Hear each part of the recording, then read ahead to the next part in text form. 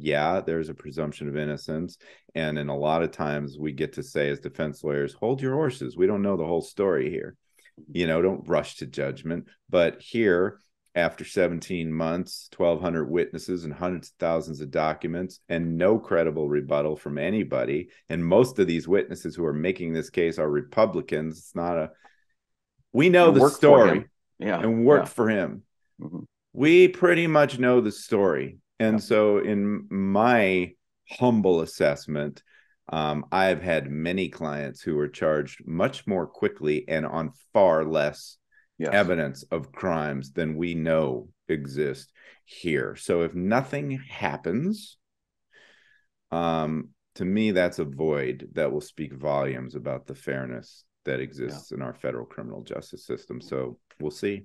Over 1 million Americans face sentencing every year, and it will be the most important day of their lives. But we don't fully understand the system, how broken it is, and what we can do to make it better. I'm Doug Passon. I'm a 25-year criminal defense lawyer and a sentencing expert. My goal is to bring more awareness, more fairness, and more humanity to the sentencing process. So, are you ready? Then let's get set for sentencing. Hey everybody, it's Doug Passon, still playing the home version. We'll be back at Studio 3553 in no time flat. But here we are again. Listen, at the end of last month, what did Congress do? They completed their 17-month investigation, interviewing some 1,200 witnesses, collecting hundreds of thousands of documents, analyzing the facts and the law, and they've issued their report related to the January 6th attempt to overthrow the government. And what happened was they did the report, but what they also did was they sent criminal charge referrals to the Department of Justice, recommending a series of charges against Donald J. Trump in connection with the insurrection on 1/6. So, we're going to be talking about that today, but more importantly, what are the possible sentencing implications for these criminal referrals? So helping us get set for sentencing, Mark Allenbaugh. I should just call you my co-host at this point because you're here. Thank goodness you're here. You're a regular fixture on Set for Sentencing because you bring so much to the table in terms of your knowledge of the guidelines and your statistical analyses. So, hey, man, what's up? Welcome. Thank you. Happy New Year, Doug. Happy New Year to you. Mm-hmm. So before we dig in, I want to do three things up front. One is presumption of innocence. We did this dance once before on I can't remember what episode, but I'll put it in the show notes. But it was entitled Mar-a-Lagoing to Prison ? It was about the data documents stuff. And the possible implications there. But people got really up in arms because they just saw the title of the podcast and they assumed we were making presumptions about guilt. We're not doing that here. Right. We're talking about possible outcomes if the worst case scenario happens, which is that he's charged. And that's really the second big point is these are criminal referrals from Congress, which essentially mean nothing. The government, the Department of Justice is free to ignore that and do nothing.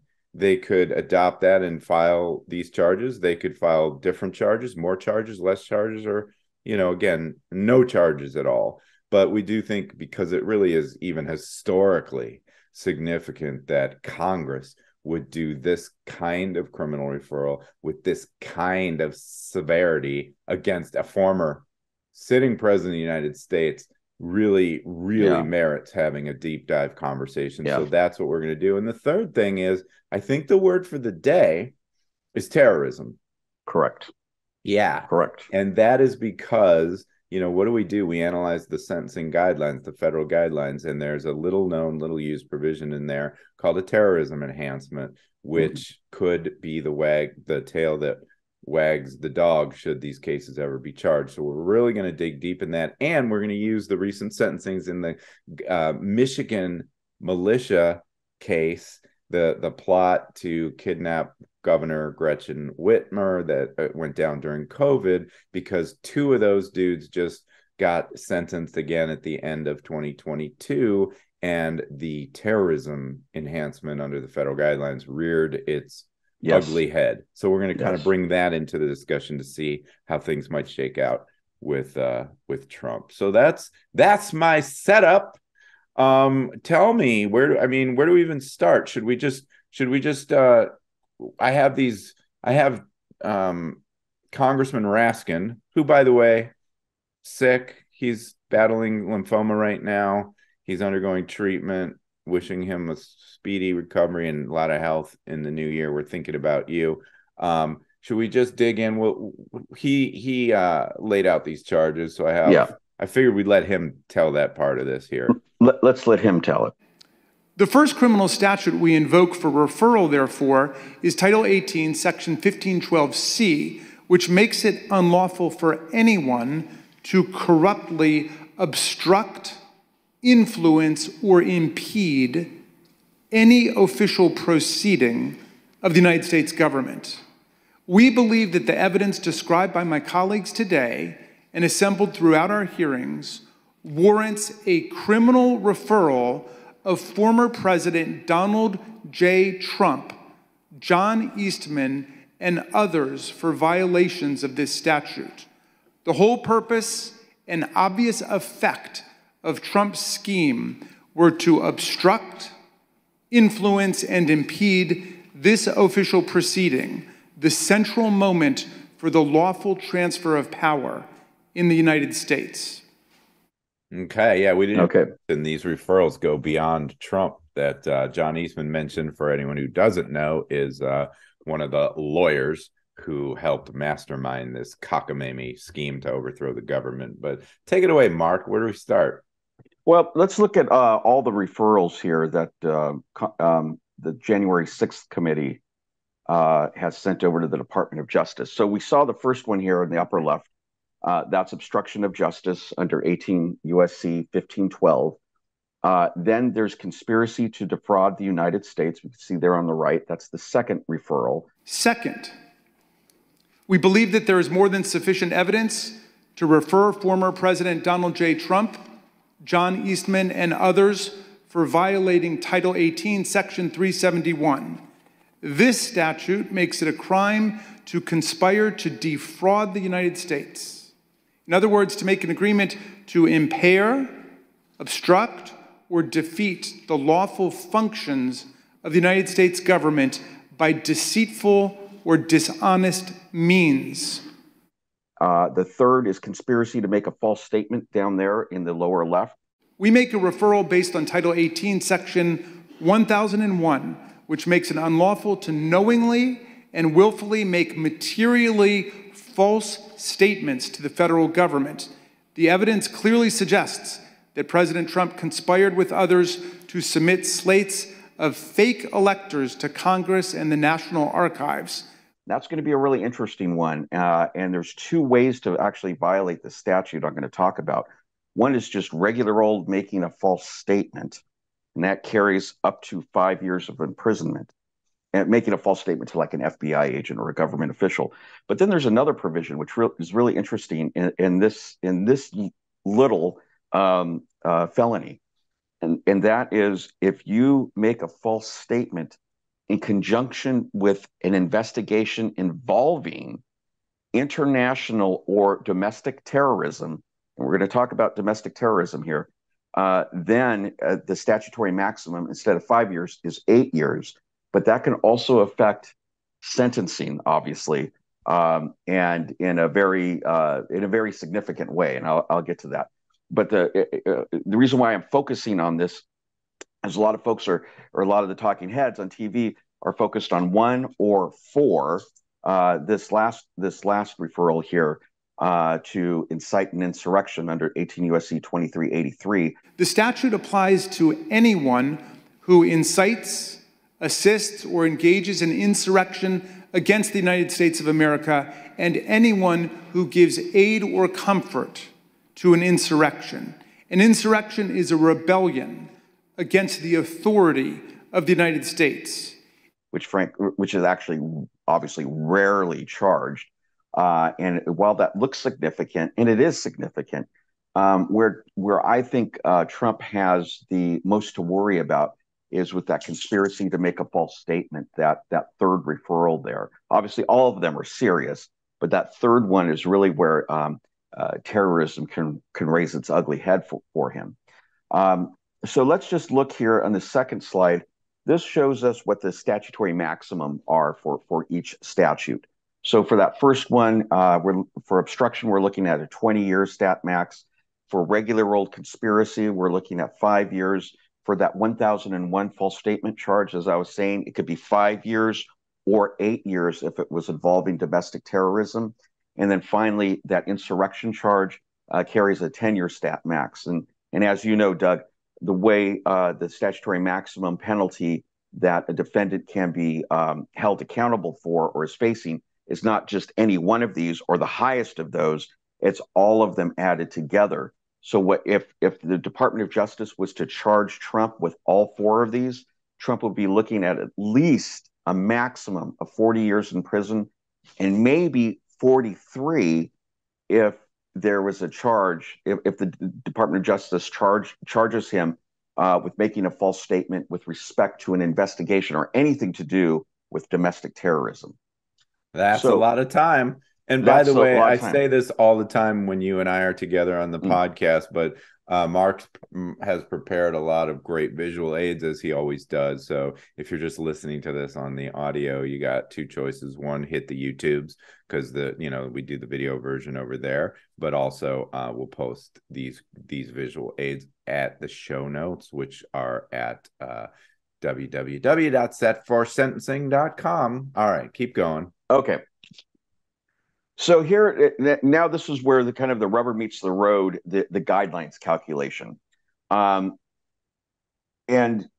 I'm going to assume for our purposes that he is convicted on all counts, but he doesn't need to be for all of these guideline enhancements to apply. As long as he's convicted of at least one of these, primarily the 1001 offense or the 1512, all of these enhancements potentially could apply, but it's a little sophisticated. So let me walk everybody through.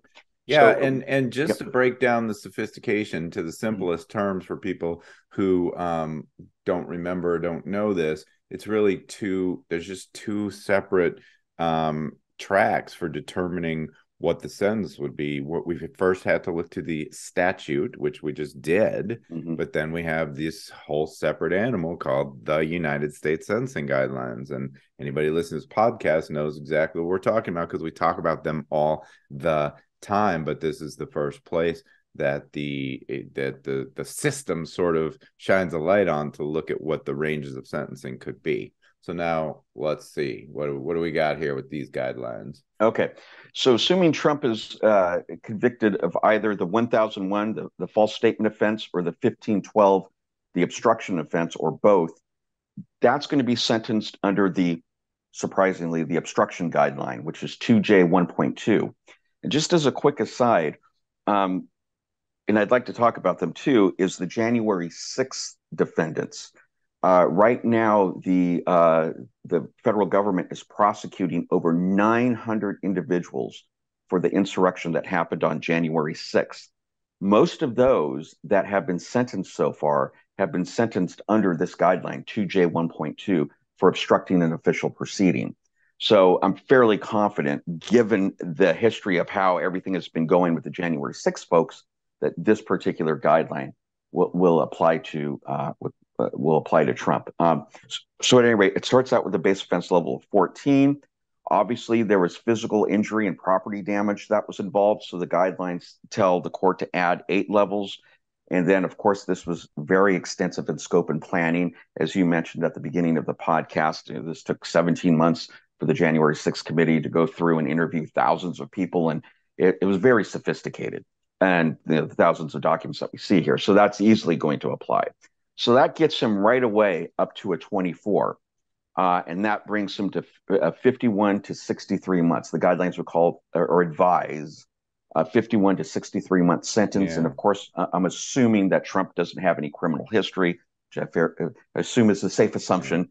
So there's that. So that's his, if you will, that's his best case scenario. Yeah, I'll dumb it down again just to make sure. But these guidelines, every single offense, criminal offense under federal law has its own guideline provision, most of them. And then you have to look at whether you have any past criminal history. And so there's a chart in the back of this book that's just a grid of numbers. And once you figure out the offense level and all the enhancements to the offense level and go to the criminal history category, it's going to point to this range of possible months in prison on a chart.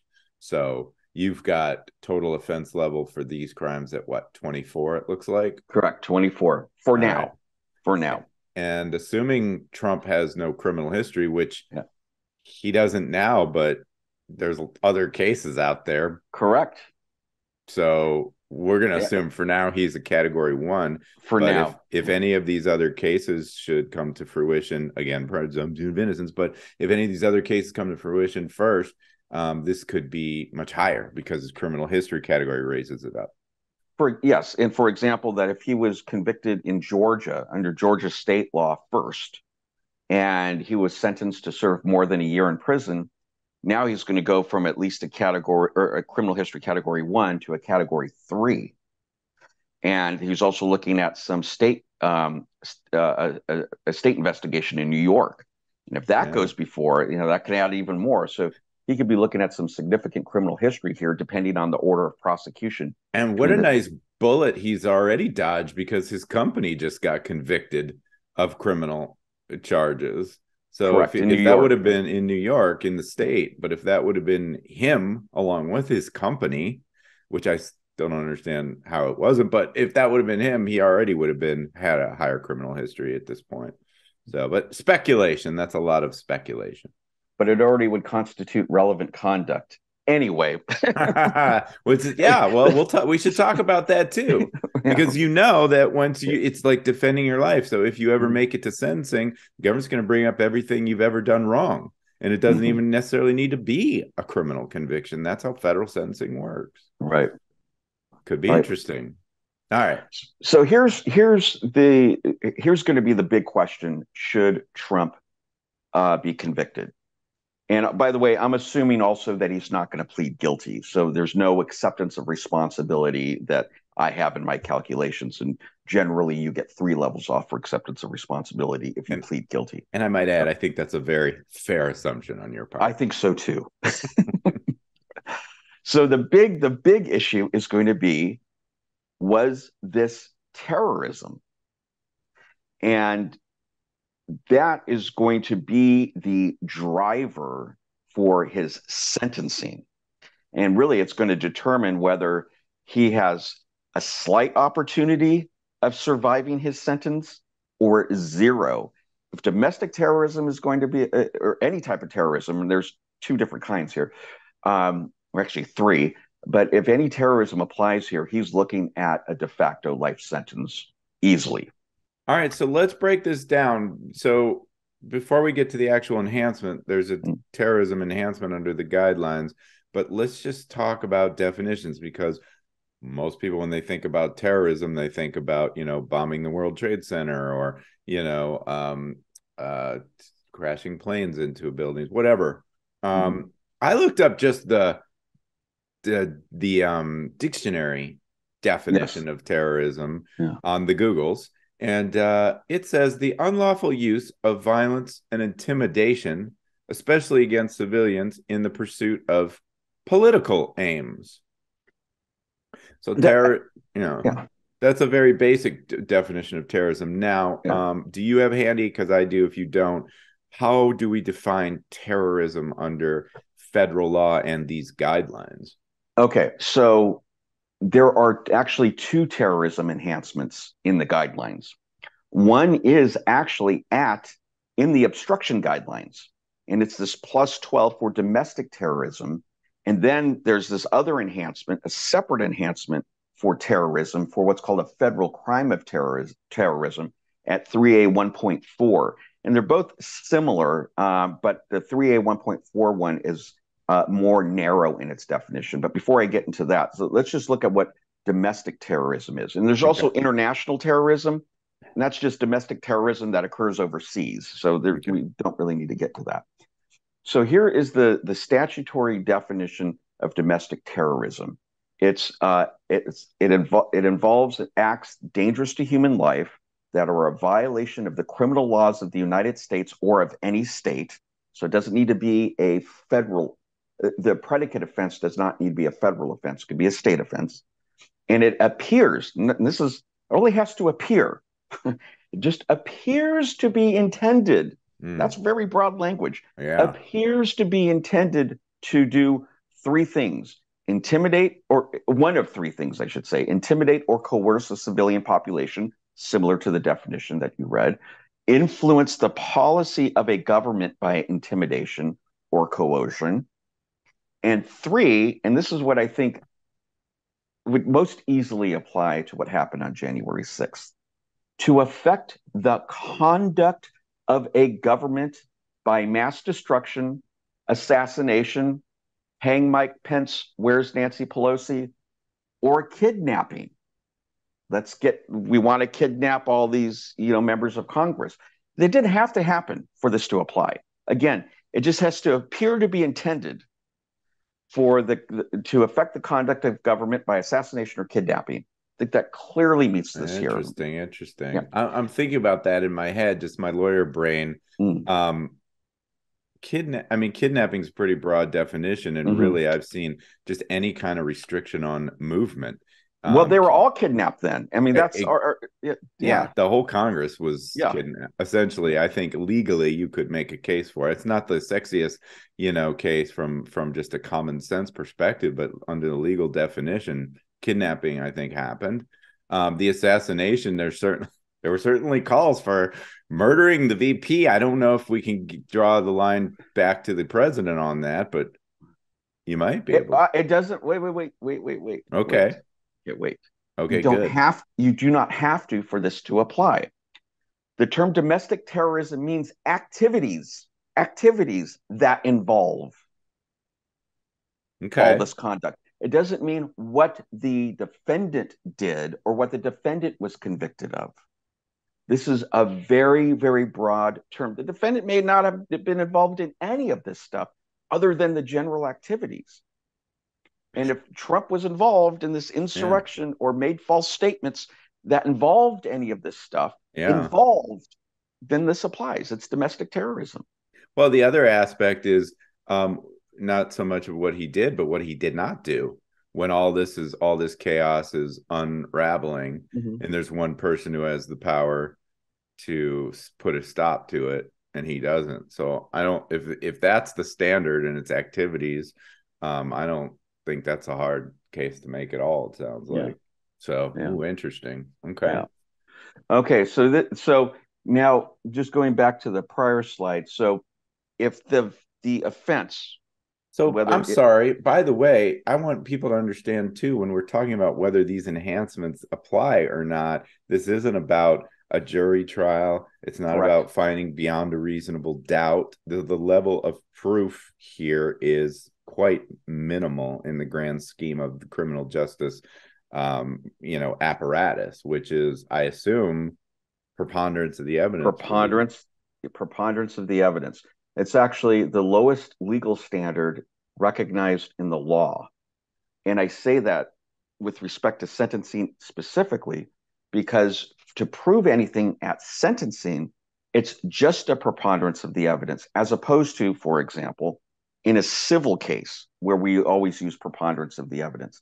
But there, you have to prove something by a preponderance of the evidence using the rules of evidence. So hearsay, for example, would not be admitted to prove something by a preponderance of the evidence.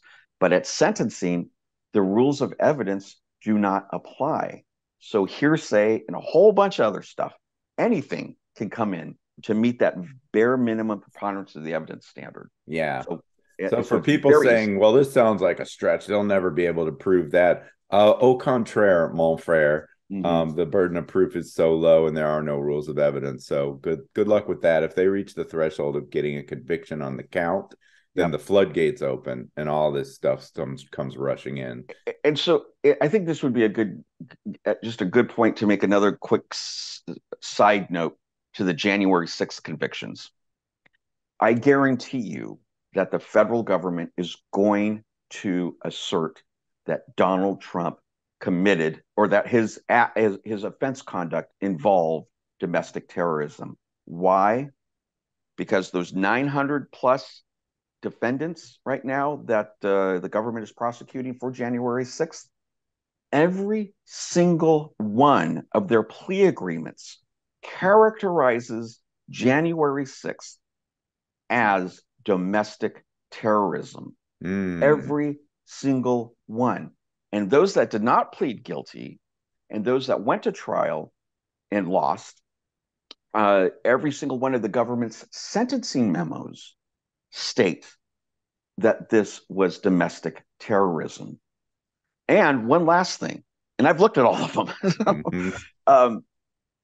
Those plea agreements, going back to the plea agreements, not only do the plea agreements on the factual basis characterize the conduct as domestic terrorism, there is a carve out, which stuns me why anybody would agree to this in a plea agreement, but there is, and everyone that signed a plea agreement, it's in every single plea agreement.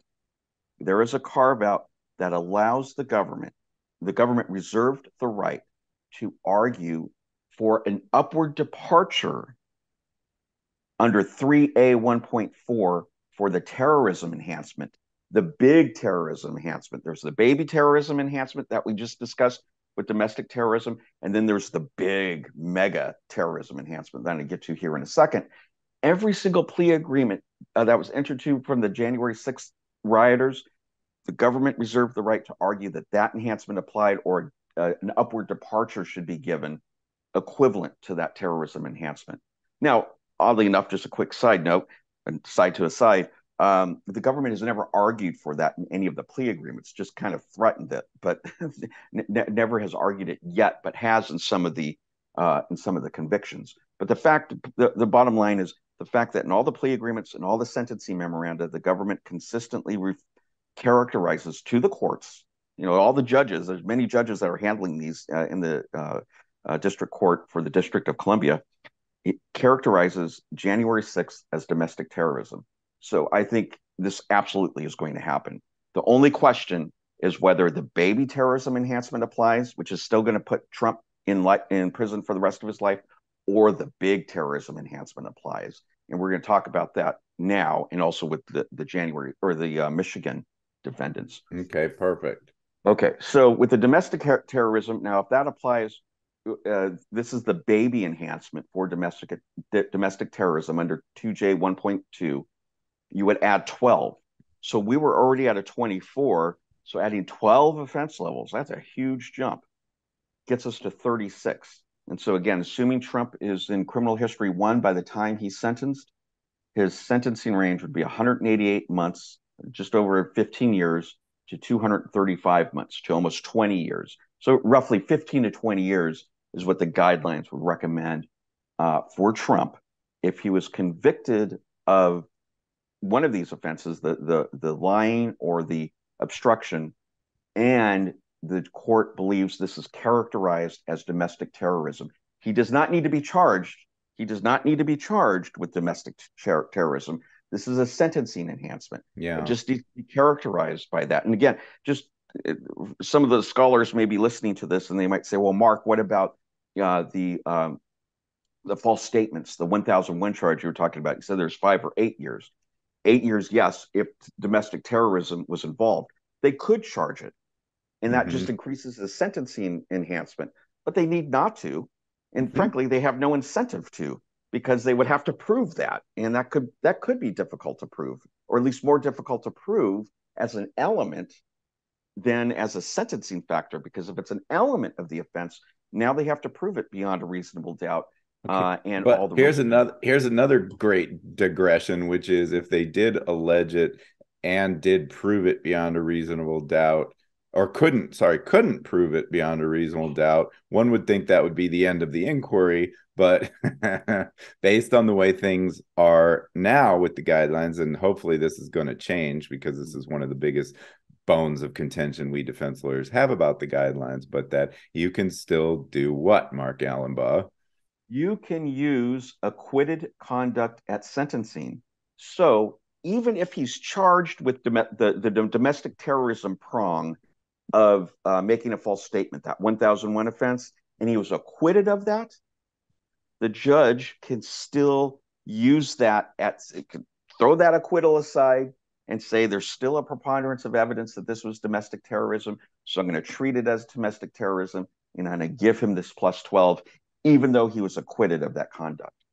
So maybe a glimmer of hope. There are some cases pending before the Supreme Court that will be argued in the coming weeks. And of course, we're going to be doing a whole episode on that. So stay tuned. Right. All right. So what's next? So what's next? Talk about Michigan? Yeah, just 1 second before we get to Michigan, because this is what applied in Michigan. This is the big terrorism enhancement, the second one under the guidelines. This is 3A 1.4. And what that basically is the same definition as the domestic terrorism, but it has to be performed. The criminal conduct has to be performed in conjunction with one of a long list of predicate offenses. And just so this is not so abstract, let me just bring this up here. And so this is a good example of where the guidelines and the statutes sort of coalesce, because the guidelines define this crime of federal terrorism by pointing you to a statute which has this long laundry list of potential terroristic acts. And the statute's 18 USC section 2. For those of you who are playing along in the home game, the statute's 18 USC section 2332B, subsection G 5, and then there's a few others in there too. So again, it's calculated to influence or affect the conduct of government by intimidation or coercion. So quite similar to what we saw with domestic terrorism, or to retaliate against government conduct, and is also a violation of one of these long list of offenses here. Now, that doesn't mean that Trump would need to be convicted of any of these offenses. It just means it must involve or violate any one of these. But the conviction is not required of any one of these in order for the terrorism enhancement to apply. And some of these, it would be very easy to say that they involved. Like there's one here about 1363 relating to injury to buildings or property within the special maritime and territorial jurisdiction of the United States. I believe defecating in the Capitol building would clearly meet this definition, or just breaking the windows, breaking and entering. Yeah. So I think the domestic or the federal crime, the definition of a federal crime of terrorism is also easily met here. So let's just go back now to my slideshow. And okay, so now if he gets this terrorism enhancement, so a judge says, not only is this domestic terrorism, but this is really a federal crime of terrorism. Basically domestic terrorism plus, because it also involved a violation of one of these 30 statutes or 36. I can't remember how many there are there. But if that were to apply, and again, only proof by preponderance of the evidence is necessary, and the rules of preponderance of the evidence is necessary, and the rules of evidence do not apply, you would again add 12 offense levels. But we kept talking about, we're going to assume Trump is in criminal history 1. If this terrorism enhancement applies, no. Now that the court is directed to treat him not as criminal history 1, but as 6, the highest under the guidelines. And so now that jacks his sentencing range up, not from 188 to 235 months, but to 324 months to 405 months. That's over 25 years. Wow.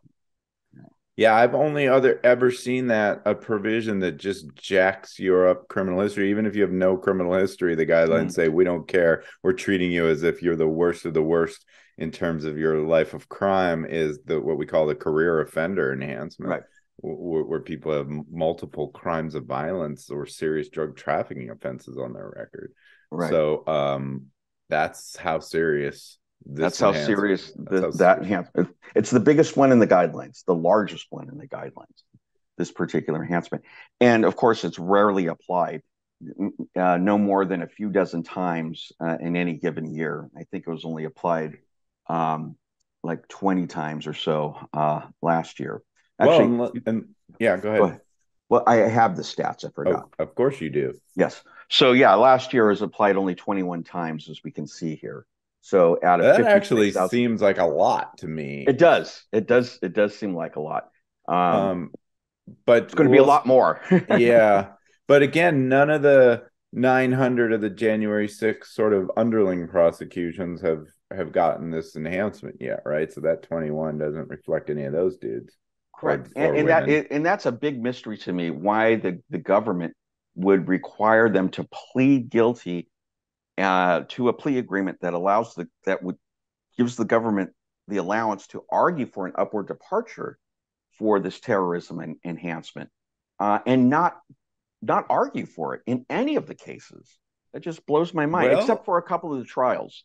And see there, I think it's a little bit, just again, the kind of aside, I think it's a little bit of bad faith where they carve that out in the plea agreement, but never enforce it.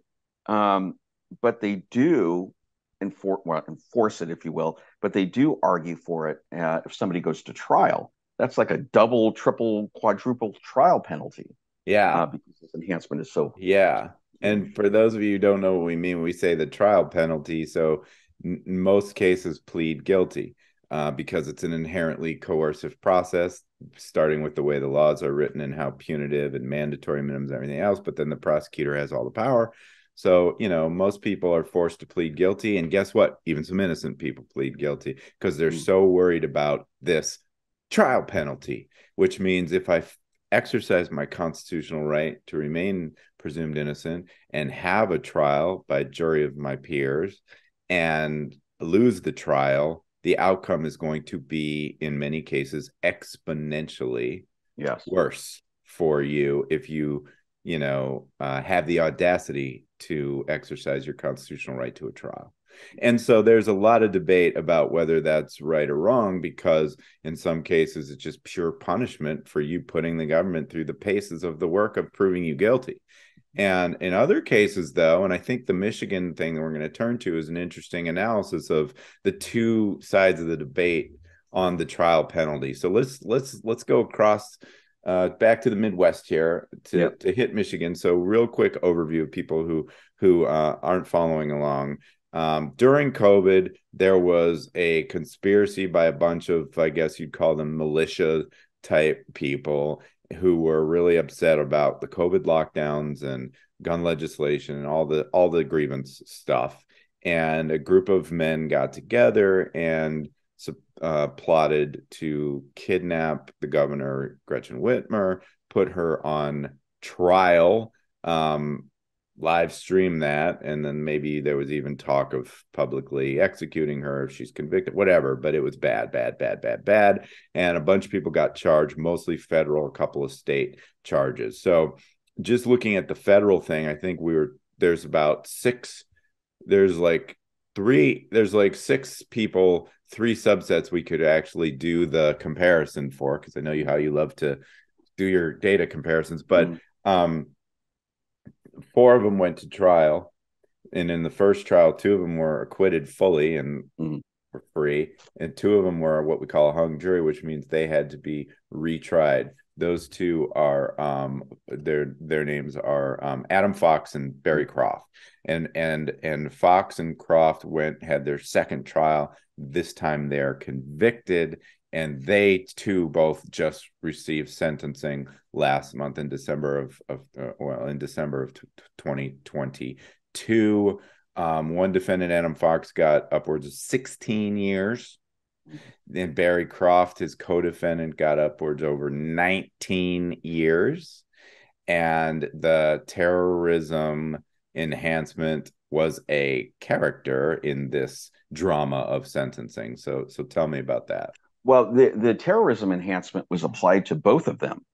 And in both their cases, because of the guidelines that they were sentenced under, they were already so high that once they got that plus 12, just the plus 12 alone, forget about the criminal history 6, that plus 12 alone put them over offense level 43, which is the highest level under the guidelines. Which means life under the guidelines. Which means life. And basically anytime your offense level goes over 43, the guidelines say just treat it as a 43, which is life.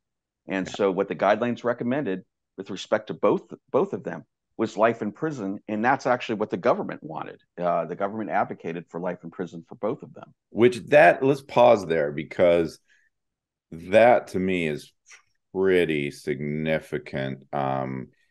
I don't remember a case in recent memory where the government is saying life in prison, especially when no one's loses their life. It's not a murder case or something like that.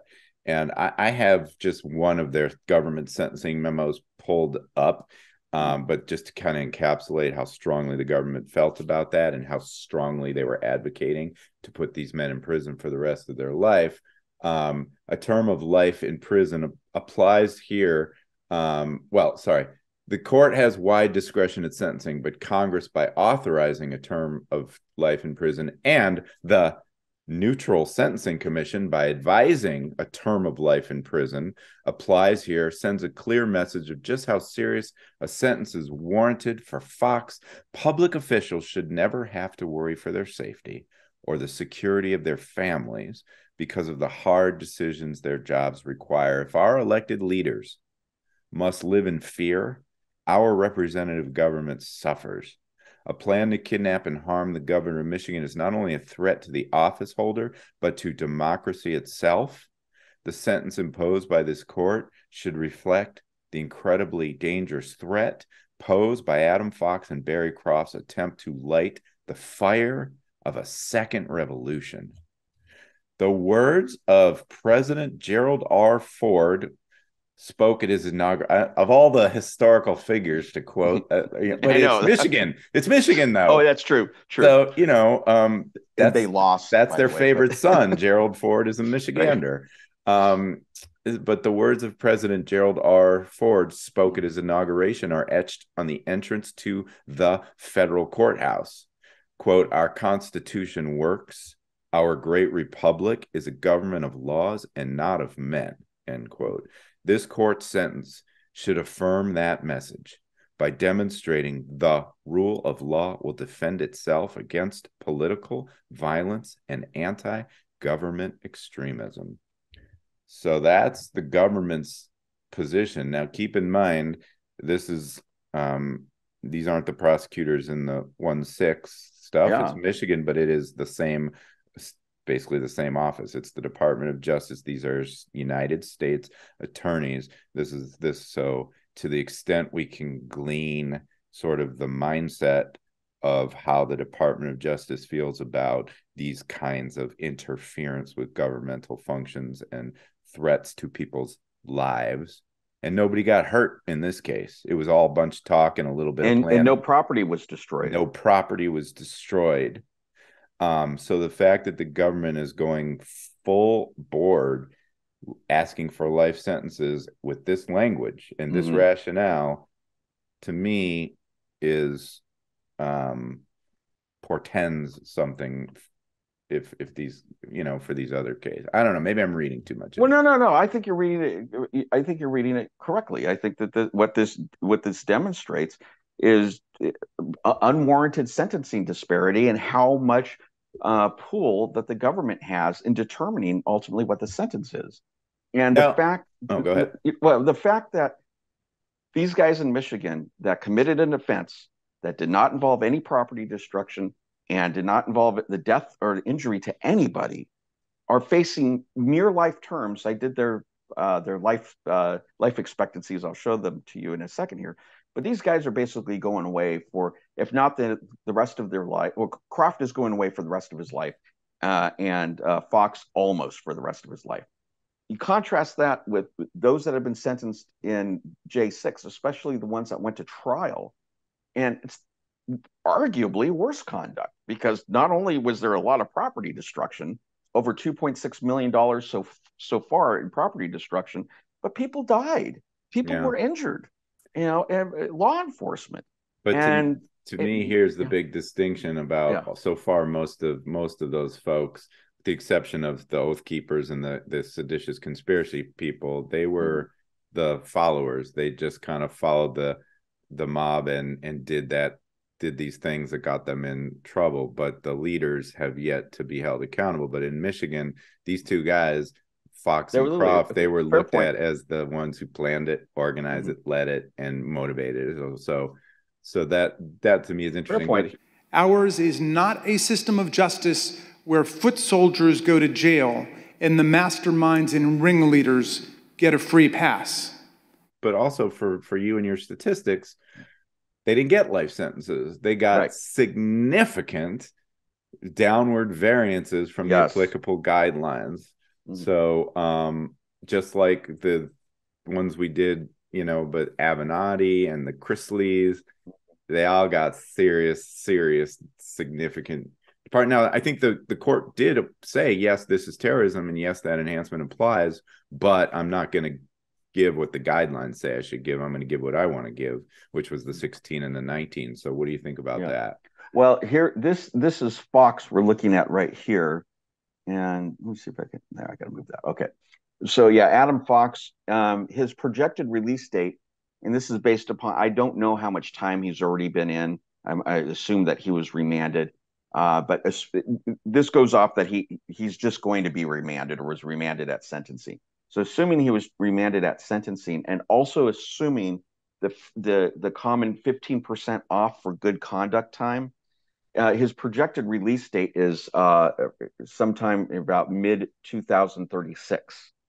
You could see just past that, that's where his life is going to end, at least statistically. And what we're looking at here is what I've done is I took Adam Fox's expected life expectancy as calculated by the Social Security Administration and applied something called the Patterson study. The Patterson study was done by Dr. Evelyn Patterson at Syracuse University a few years ago, actually maybe about 10 years ago now.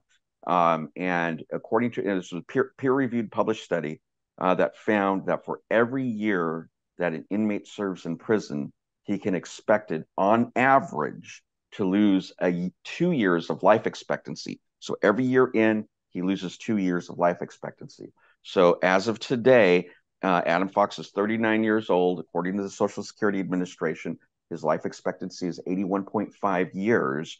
So it's very easy now to calculate what his life expectancy, how much life expectancy he really has, now accounting for prison, applying this Patterson study. And according to the Patterson study, he's barely going to make it to 2037, just right before he's expected to get released. And this doesn't account, by the way, for all the deleterious effects of COVID and the more harsh terms of conditions of confinement that have resulted with this pandemic, which, by the way, is not over. And I've said it. I mean, I say it every time you bring it up, because every time you do, and I look at the arguments made by defense counsel, and granted, I did just skim both of these memos, so if it is in there, I apologize, but I didn't see anything in there about life expectancy. Now, what you have is a situation where the judge clearly has the authority to give them literal life sentences, but that he is refusing to do that, with the only takeaway being, yes, this is terrible, yes, this is serious, yes, they deserve a lot of time, but I don't want them to get a life sentence. Right.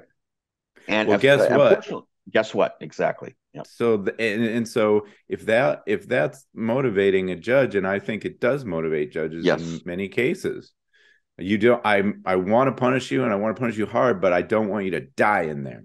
Right. And so we need to be arguing life expectancy more, much more, and more importantly, bring in the Patterson study. Correct. That's So, absolutely correct. and this Which, by the keeps way, coming up over and over again. Yes, It makes me think nobody's listening to this podcast, Mark.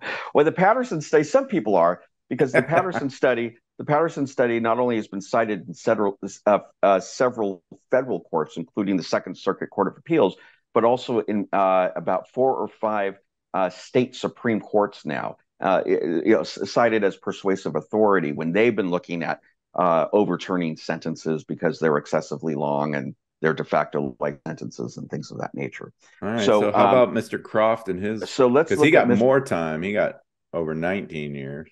Yeah. So Mr. Croft is 47 years old, just turned 47.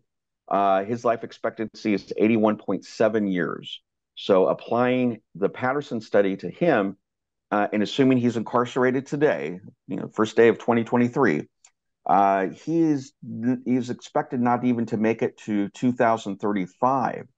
His projected release date, and this is giving him credit, the 15% off for good conduct time, is not until about midway through 2039. So he's going to die about 4 years before his release date in prison. So even though the court thought that I don't want to give this guy a life sentence, he did. Yeah. And this is something that I would bring up on appeal, by the way, because I'm sure they're going to appeal this sentence. Yes, which is, and because you've gone to trial, you do get to appeal. That's another thing people don't realize, that if you plead guilty, they force you, they coerce you to give up your rights to appeal. So, so we'll see. Maybe the last chapter of those two gentlemen's case has yet to be written. We'll have to see. But let's circle the square, because we started out this conversation talking about the trial penalty, and so there's other two groups. I talked about the 2 that were acquitted, the 2 that were sentenced, but then there were 2 that pled guilty.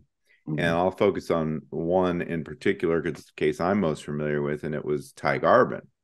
And Ty was a young guy who got swept up in this conspiracy and charged with the same stuff, and it was super serious. But here's the difference: he immediately accepted responsibility, said this was wrong, he pled guilty, and he cooperated. And normally we don't talk about the fact that our clients cooperate, but this was such a high profile thing, and he testified at all the trials, so it's certainly no secret in any way, shape, or form that he cooperated. And so he was sentenced long before these cases went to trial, and his initial sentence was 6 years. So right there you could just compare same charges, same criminal history, 6 years versus 16 years, or 6 years versus 19 years.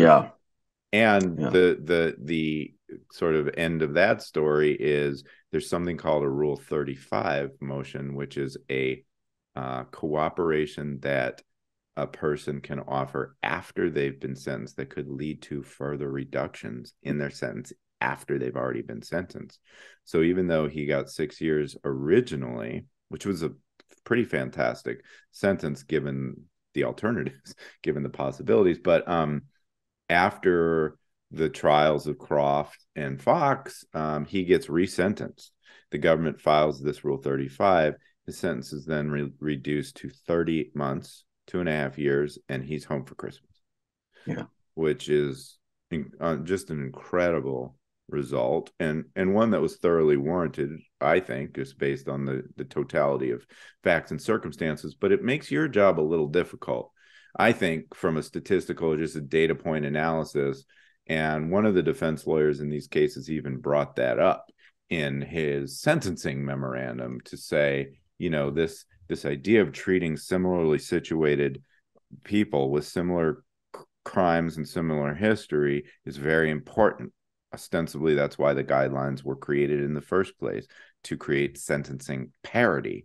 And this is a great example of how disparate sentencing outcomes could be, even when you're talking about within the same case. Was the defense lawyer going to get any traction raising sentencing disparity by looking at Ty Garbin's outcome?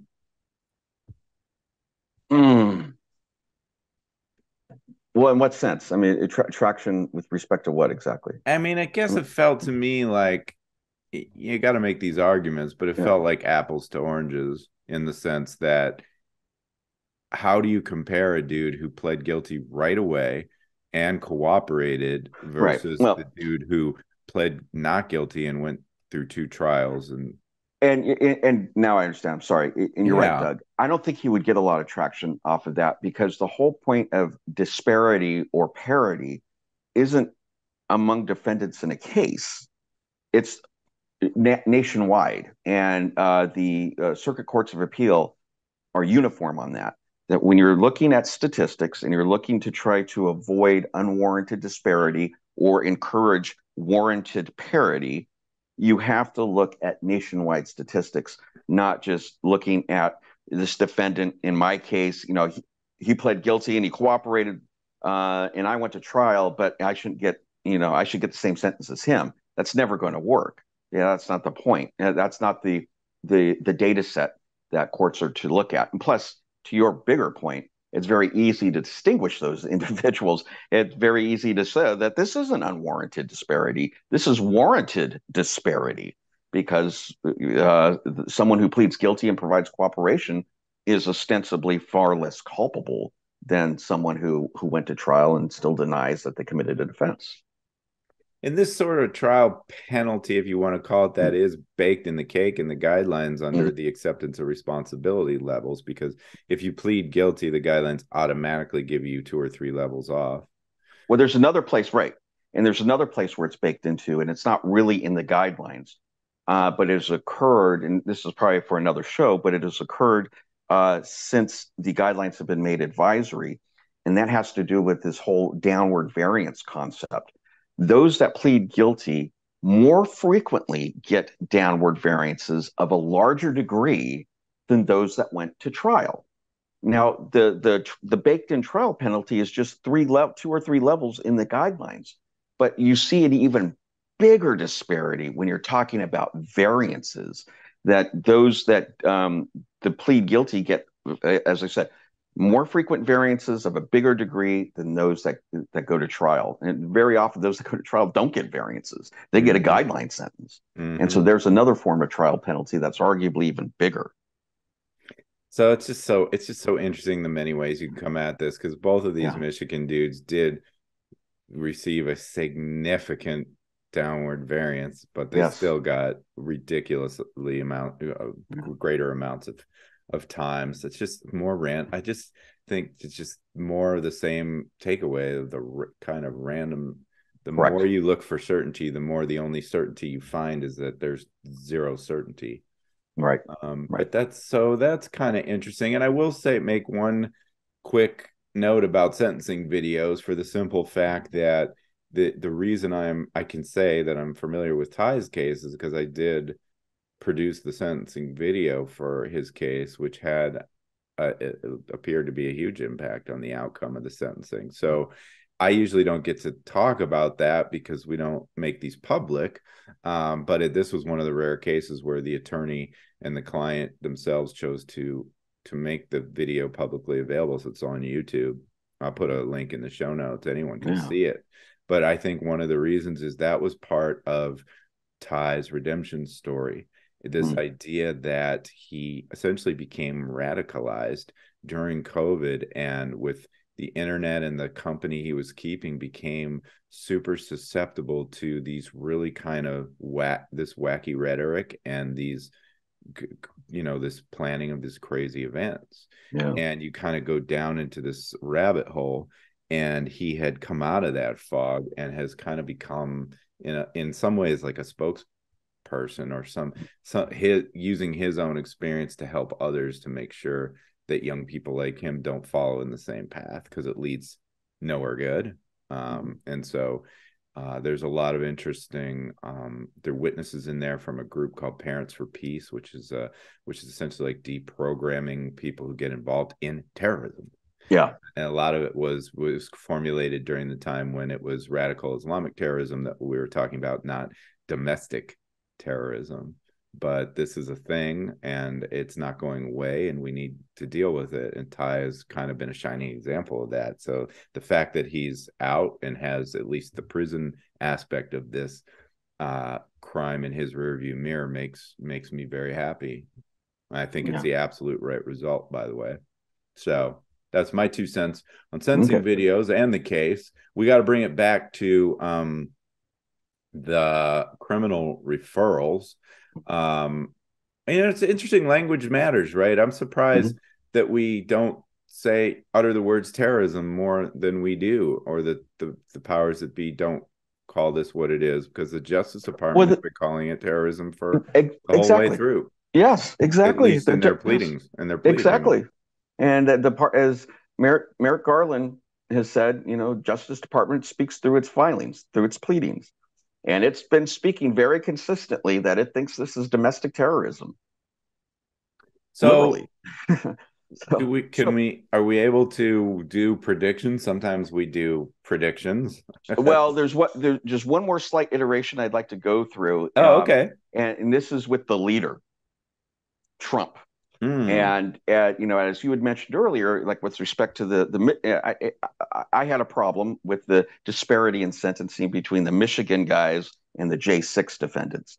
And as you rightly point out, the J6 defendants, at least the ones that have been sentenced so far, are lower on the totem pole. They're the worker bees, so to speak. Whereas the Michigan defendants were the leaders of that particular conspiracy. And so, yes, there would be a justification in giving the Michigan guys a much higher sentence, even though their conduct didn't involve any death and property destruction, what have you. So what about Trump? So with that in mind, what about Trump? And let's go to the one count that the media keeps focusing on in terms of the referral, because it looks like the sexiest count or the most fiendish count, even though I don't think it is, but it could be. And here's why. So if we remember, that last count had to do with, we'll go back to this, that last count of referral was to incite, assist, or aid or comfort an insurrection, right? And that's 18 U.S.C. 2383. So that is sentenced under a guideline that almost is never used, and that's 2M1.1, the treason guideline. And that guideline says you get an offense level 43, which we know, as we talked about previously, is life. You get an offense level 43 if your conduct was tantamount to waging war on the United States. And arguably, and again, this isn't a conviction, this is a sentencing factor that only needs to be proved by a preponderance of the evidence without the rules of evidence applying.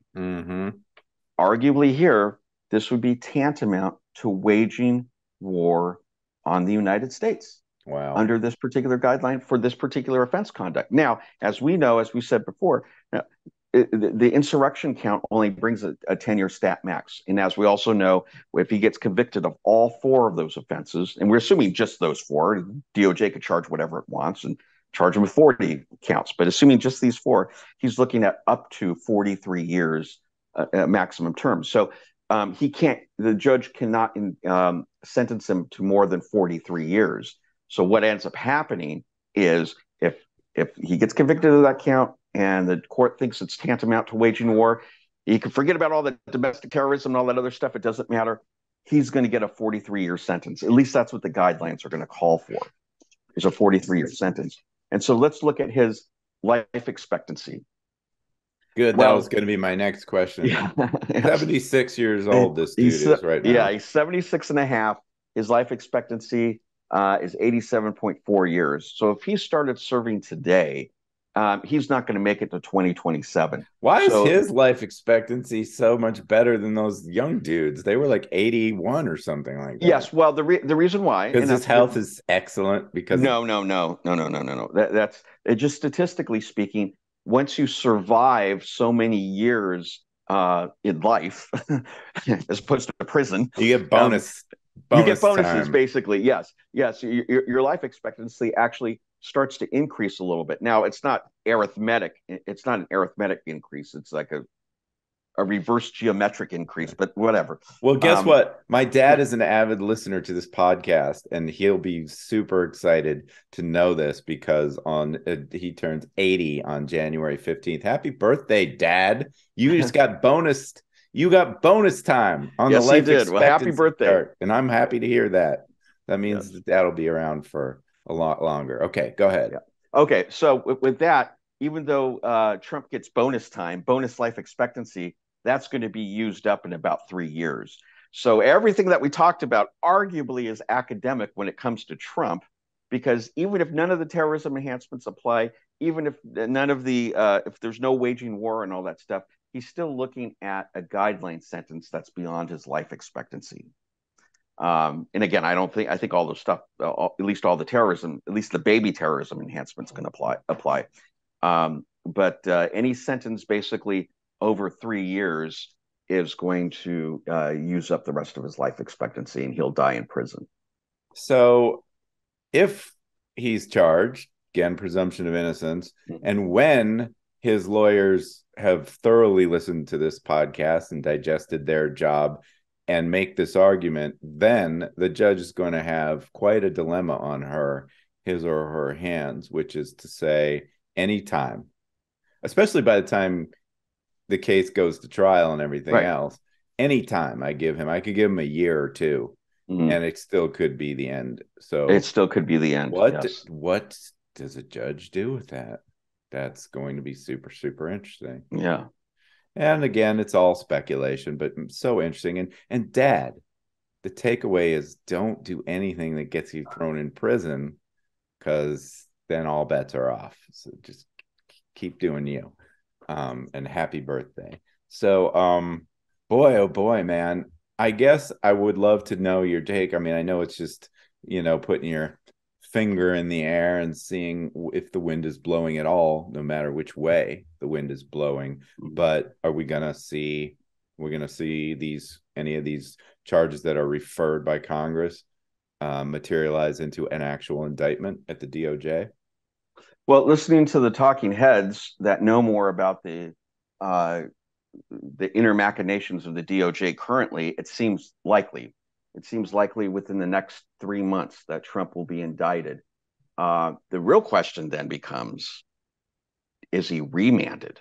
And that, I think, is for another podcast, but that could be very interesting if he gets remanded, because if he's not, the chances of him dying before he gets sentenced are probably pretty high. Yeah. Given that he could push out the trial and then any sentencing for quite some time. So to me, that is a super interesting question, and it's worth talking about here.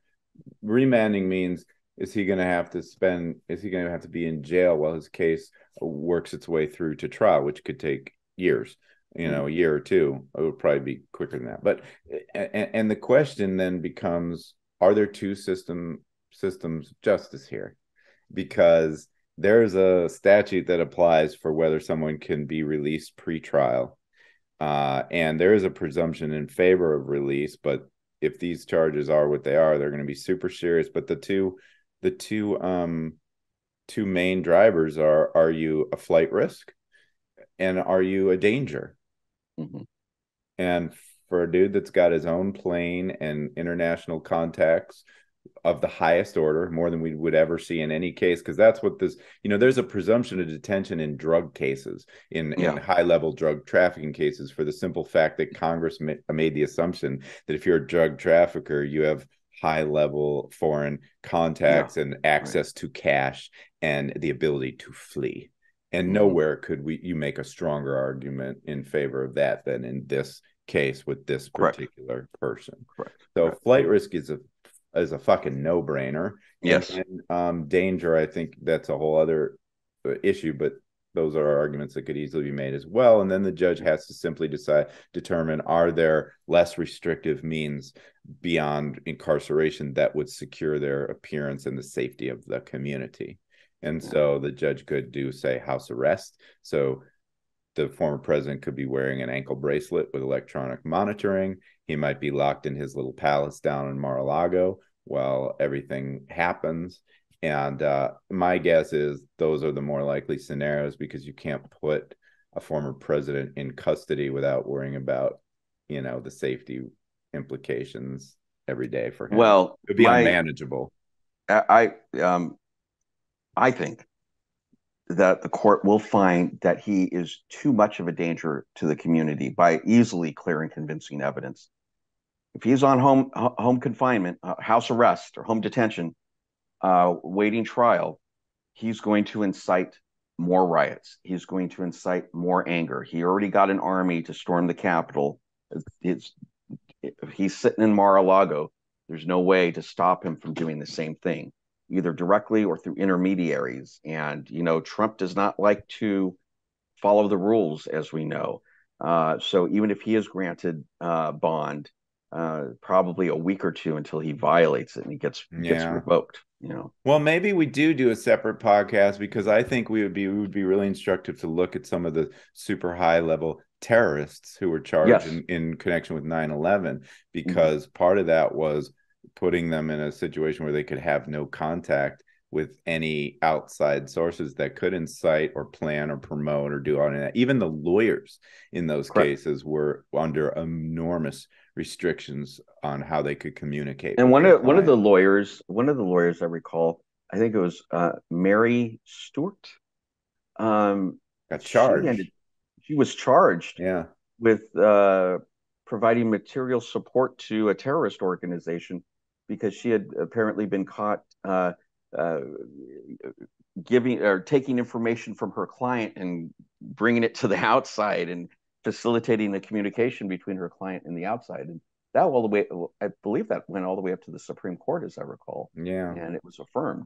So I think it would be impossible, and we should do a podcast on it, because I think it's impossible to keep him from communicating and inciting others unless he's in lockdown on a military base somewhere, which is probably where they'll end up putting him.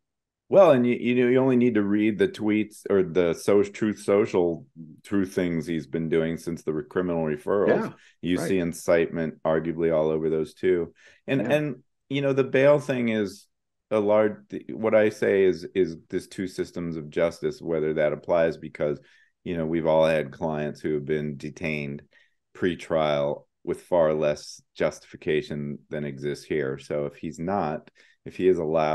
charged and he's allowed to just hang out in Mar-a-Lago or whatever, that will be confirmation to what I already know, which is there's disparate treatment depending on who you are and what, all kinds of factors. But to me, that's the biggest takeaway from the criminal referral. So there's a presumption of innocence, and in a lot of times we get to say as defense lawyers, hold your horses, we don't know the whole story here, don't rush to judgment. But here, after 17 months, 1,200 witnesses and hundreds of thousands of documents, and no credible rebuttal from anybody, and most of these witnesses who are making this case are Republicans, we know the story and worked for him. Mm-hmm. We pretty much know the story. And so in my humble assessment, I've had many clients who were charged much more quickly and on far less evidence of crimes than we know exist here. So if nothing happens, to me, that's a void that will speak volumes about the fairness that exists in our federal criminal justice system. So we'll see. He can get the what is his name? SBF, Sam Bankman-Fried treatment, where maybe he has to pony up $250 million, although SBF didn't have to literally pony up $250 million. We have these things called unsecured bonds in the federal system. So they just basically said, okay, dude, if you don't show up, you owe us $250 million. Yeah, right. Which again was super interesting, because I've seen cases very similar. I've been involved in very similar cases, crypto fraud cases, and they didn't get the Sam Bankman-Fried treatment. So I thought that was pretty interesting. But that's another podcast. Literally, that is another podcast for another day, because we're definitely doing that one, and I think we're doing that one next. So everybody stay tuned. You guys know this drill about Mark Allenbaugh, but I will say sentencingstats.com if you want to know more about what Mark does. And if you are a criminal defense lawyer, you do need these analyses, especially on life expectancy. So give Mark a call. And we're going to put all of his kick-ass charts in the show notes, like I said, and all the other links. So check it out there. And Happy New Year. And I know I'm going to see you really soon. Thanks, Mark. Okay. Happy New Year, Dad. Take care. Thank you. You too, man. That's it for today, but before we go, I just wanted to take a moment and say thank you to you, the listener, for spending time with us today getting set for sentencing. Whether you're a lawyer, someone who could use the help, or maybe you're just a true crime buff who loves the inside scoop on how this whole thing works, I am so glad you're here, and I hope you keep listening. If you're interested in knowing more about what I do, mitigation videos, case consults, live teaching, on-demand educational content, books, articles, all of it, please visit www.dougpassonlaw.com. I'm Doug Passon. Until next time, hang in there. Wait a minute, that's a stupid way to sign up on a podcast about sentencing. Hang in there. What's the matter with you, man? I guess they call that gallows humor. Sorry. All right.